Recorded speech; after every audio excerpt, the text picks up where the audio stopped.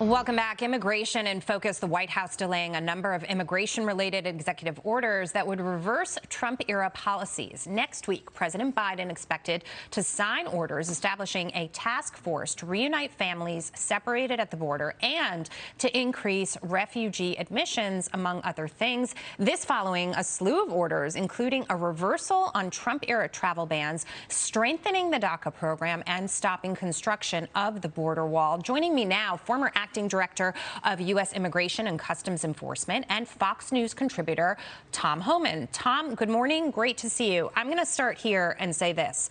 74 million Americans voted for President Trump and his immigration policies. They wanted a border wall. They supported immigration, but with rules and regulations. And they wanted to stop some of the illegal activity happening at the border that was cloaked in some of these looser policies. And with the strike of a pen, President Biden saying, we're going to just reverse it all. Your thoughts? I think President Biden is making huge mistakes. Look, President Trump has had unprecedented success on the border. Illegal immigration was down over 80%, depending on what month you look at compared to last year. And he built the border wall. Illegal immigration is way down. Drug flow is down. So you would think President Biden would come in and say, okay, well, I'm going to build upon that success and have a secure border. Because I've said many times, there's no downside on a secure border. There's no downside unless illegal immigration. There's no downside unless illegal drugs. There's no downside in taking millions of dollars away from the cartels who traffic in women and children.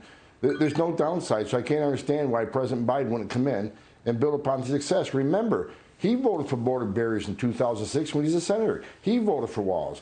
And when he was vice president, we removed a record amount of illegal aliens. So I don't know what he's trying to do other than just reversing the policies out of pure spite.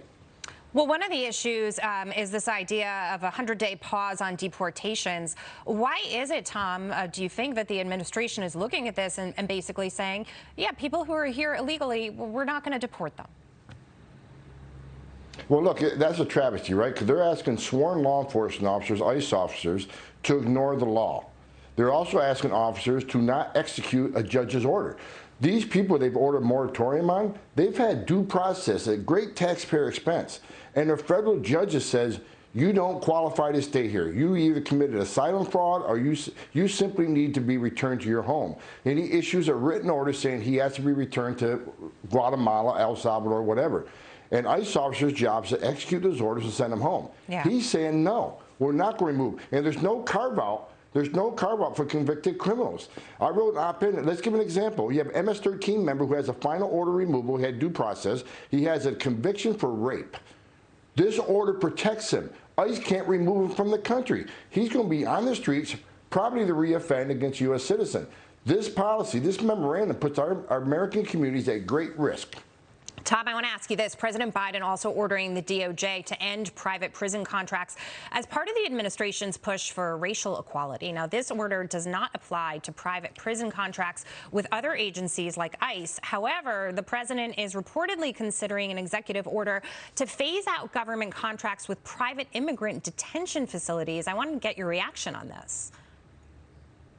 That'd be a huge mistake. Over 80% of ICE detainees are in private detention facilities. Why? Because they do it better and they do it cheaper. When I was the ICE director, the beds that we owned, which were very few, less than 20%, were almost twice the cost as private detention facilities. And that's just the way the government operates. The Postal Service and everything else. We do things more expensive. The private detention facilities we contract with have the highest detention standards in the industry.